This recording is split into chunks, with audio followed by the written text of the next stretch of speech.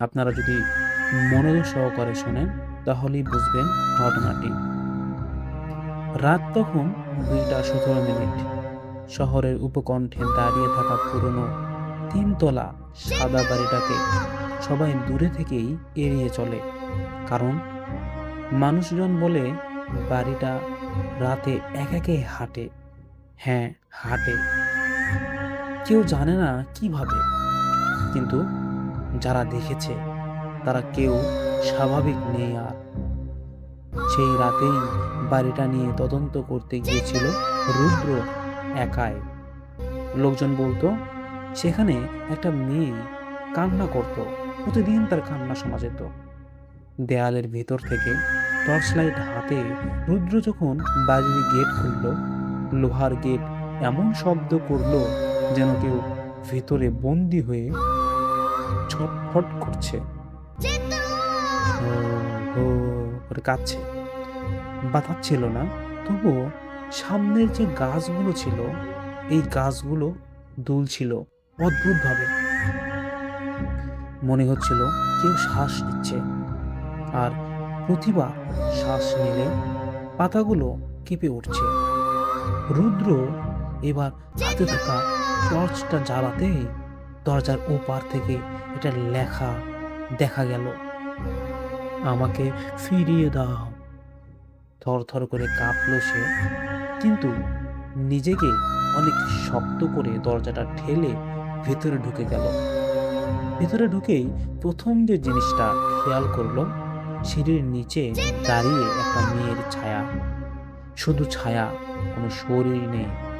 ছায়াটা স্থির হয়ে দাঁড়িয়ে আছে, কিন্তু ছায়ার মাথা ধীরে ধীরে এক দিক থেকে আর এক দিকে ঘুরে গেল। যেদিকে রুদ্র দাঁড়িয়ে, হঠাৎ টর্চা ক্লিক করতে, মানে একলা একলাই ক্লিক করতে লাগলো। আলো নিভে গেল। 5 থেকে 6 সেকেন্ড পর আবার অন্ধকার। সেই আলো, সেই অন্ধকারে রুদ্র শুনল, তুমি আমাকে দেখতে এসেছো? রুদ্র পিছনে ফিরতেই টর্চের আলো হঠাৎ জ্বলে উঠল। সিঁড়িটা, কিন্তু সিঁড়ির নিচে আর কেউ ছিল না তখন। 3য় তলায় যাওয়ার সিঁড়িটা যেমন যেন ঠান্ডা বরফের মতো। রুদ্র উঠছিল আর টের পাচ্ছিল কেউ তার ঠিক পিছনে হাঁটছে। 1, 2, 3, এইরকম ছন্দ বলছে, একই ছন্দ, কিন্তু সে থামলেই সেই পদধ্বনি থেমে যায়। তাই সে নিশ্চিত হলো পদটা তার নিজের নয়। 3য় তলাতে পৌঁছে রুদ্র দেখল একটা ঘরের দরজা আধা খোলা। ভিতর থেকে ক্ষীণ আলো বের হচ্ছে। আলোটা লাল, মানে খুবই অম্লান, যেন রক্তের মতো। রুদ্র দরজা ঠেলে খুলতেই সে দেখল ঘরের ঠিক মাঝখানে একটা কাঠের দোলনা। দোলনাটা আস্তে আস্তে ঘুরছে, কিন্তু সেখানে কেউ নেই। দোলনা দুলতে দুলতেই চির চির করে শব্দ করছিল, চের চের চের, এইরকম করে। একটা ভয়ঙ্কর শব্দ, হয় না? জাস্ট বুঝাতে পারলাম না। হঠাৎ সেই দোলনাটা থেমে গেল। রুদ্র টর্চ তুলে ধরতেই দেখলো দোলনার একেবারে পাশে একটা মুখ, ফ্যাকাশে, চোখ দুটো কালো, কিন্তু মুখে একটা অদ্ভুত হাসি। মেয়েটা ধীরে বলল, আমি ফিরে এসেছি তোমাকে নিতে। টর্চটা আবার নিভে গেল। অন্ধকারে রুদ্র একটা জিনিস বুঝতে পারলো, মেয়েটা এখন তার একেবারে সামনে নাগের ডগায়। তারপর সেই মেয়েটা চিৎকার দিল এমন একটা শব্দে যা রুদ্রর কানের পর্দাটা ফেটে যাবে যাবে ভাব। এরপর মানে এমনভাবে ওই মেয়েটি চিৎকার দিচ্ছিল, মানে অর্ধেক মানুষকে যেভাবে ছিঁড়ে ফেলে দেয় সেই রকম একটা শব্দ হচ্ছিল। রুদ্র তখন কথা বলতে পারে না সেই দিন থেকে। ওইটা দেখার পরে তাকে হাসপাতালে রাখা হলো, কিন্তু সে শুধু ছাদের দিকে তাকিয়ে থাকে, চোখ টিপ টিপিও পড়ে না। রুদ্রের ছোট বোন মায়া সবসময় তার থেকে দূরে থাকে। সেই ঘটনার পর থেকে রুদ্র বারবার তার হাত দিয়ে একটা দোলনার ভঙ্গি দেখায়, দোলনা দোলনা। ডাক্তাররা কিছুই বুঝতে পারছে না। মায়া সাহস করে জিজ্ঞেস করলো, দাদা, তুমি কি কাউকে দেখেছিলে? রুদ্রের চোখ হঠাৎ করে বড় হয়ে গেল। সে হঠাৎ বিছানার উপরে দাঁড়িয়ে 2 হাত বাড়িয়ে দিল, যেন কেউ তাকে টানছে।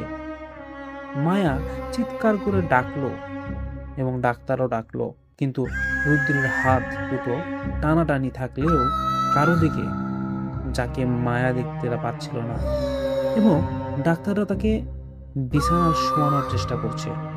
রুদ্র তখন কাঁপতে কাঁপতে ফিসফিস করে একটা শব্দ বের করলো এবং বলল, দোলনা। একই শব্দ বের হতেই পুরো ওয়ার্ডের লাইট 3 বার টিম টিম করে জ্বললো, আবার নিভে গেল টুপ টুপ করে।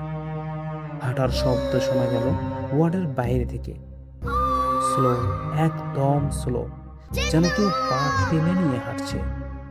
মায়া দরজার দিকে তাকিয়ে দেখলো ওয়ার্ডের কাচের ওপারে একটা মেয়ে দাঁড়িয়ে। মুখ দেখা যায় না, চুল ঝুলে আছে, কিন্তু তার 2 চোখের জায়গায় 2টা গভীর কালো গর্ত। আর মেয়েরা আস্তে আস্তে বাঁকিয়ে তাকে এমনভাবে দেখছে, তাকিয়ে আছে রুদ্রের দিকে। হঠাৎ মেয়েটার হাত বাড়িয়ে কাঁচের টোকা দিল, যেমন ঠক ঠক শব্দ হয়, ঠিক সেই রকম শব্দ হচ্ছে এবং কাঁচ ফাটল ধরল। ডাক্তাররা দৌড়ে গেল দরজা খুলতে, কিন্তু দরজা খুলতেই দেখলো বাইরে কেউ নেই। ওয়ার্ডের বারান্দা পুরোই ফাঁকা। ওয়ার্ডের তবুও দূর থেকে কোথাও যেন এক স্পষ্ট মায়াজাল শুনল চিরচির করে দোলনার শব্দ। মায়ার বুক কাঁপতে লাগলো। সে বুঝলো সে মেয়েটা রুদ্রকে সেই রাতে দেখেছিল। সে এখন ওদের সাথে হাসপাতালেই আছে। রাত বাড়ার সাথে সাথে রুদ্র অদ্ভুত শব্দ করছে, হাসছে, আবার কাঁদছে, কখনো হাত বাড়িয়ে কাউকে টানতে চাইছে। সবাই সব পেয়ে গেছে, কারণ একটাই জিনিস পরিষ্কার এখন, যে সাদা বাড়ির দোলনার মেয়েটা রুদ্রকে ছাড়বে না। আর মায়ার মনে প্রথমবারের মতো মনে হলো রুদ্র একা গেলে সেই বাড়ি আর বাঁচত না। কিন্তু এখন মেয়েটা রুদ্রের সাথে অন্য কাউকে চাচ্ছে, অন্য কাউকে। আর সে অন্য কাউকে খুঁজতে মেয়েটা হাসপাতালের আলোর ছায়ায় হাঁটছে। যাই হোক, প্রথম এবং দ্বিতীয় এপিসোডটা আপনাদের কেমন লাগলো তা অবশ্যই কমেন্ট করে জানাবেন। আজকের মতো এখানেই বিদায় নিতে হচ্ছে। সবাই ভালো থাকবেন, সুস্থ থাকবেন। আসসালামু আলাইকুম। লিসেনার্স, আজকের এই ঘটনাগুলো আপনাদের কেমন লাগলো তা অবশ্যই আমাদেরকে কমেন্টে জানাবেন। আমরা কিন্তু প্রতিনিয়ত এইরকম ঘটনা একের পর এক আপলোড করে যাচ্ছি। আপনাদের ভালোবাসা, আপনাদের এই ভালোবাসার জন্যই কিন্তু আমরা আজ অনেক দূর এগিয়ে যেতে পারছি। যারা ভূত এফএম, যারা এইরকম ভয়ঙ্কর ঘটনা, horror story, real horror story, ভূত এফএম এগুলো ভালো বেশি বাসেন, তাদেরকে বলবো ভাইয়া আমার এই চ্যানেলটিতে সর্বদাই এইরকম ভয়ঙ্কর সকল ইমেল এপিসোডগুলো পাবলিশ করা হয়। অনেকেই আছেন যে ভাইয়া আমাদেরকে ঘটনা পাঠাতে চান। আমরা এভাবে বলি যে আমরা অবশ্যই আপনাদের ঘটনা নিব, কেন নিব না? আমাদের তো প্রচুর ঘটনা দরকার। অনেকে আমাকে হোয়াটসঅ্যাপে ঘটনা দিচ্ছেন, অনেকে মেইলে ঘটনা দিচ্ছেন। এর মধ্যে আমি বলি কিছু ঘটনা ভাই আপনাদের যেগুলো রেকর্ড হয়নি, আপনারা বলছেন ভাই আমার ঘটনাটি শোনা হলো না। আপনাদের এই ঘটনাগুলো ভাইয়া রিয়েল একটা ভাব নেই। আমি বলবো যাদের সাথে এরকম রিয়েল ঘটনা ঘটে গিয়েছে তারা আমাদের এই ঘটনা পাঠাতে পারেন।